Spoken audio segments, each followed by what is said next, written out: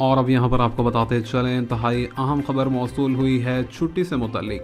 तालीमी मराकज़ को बंद करने से मुतल्लिक जो है वो छुट्टी का ऐलान कर दिया गया है।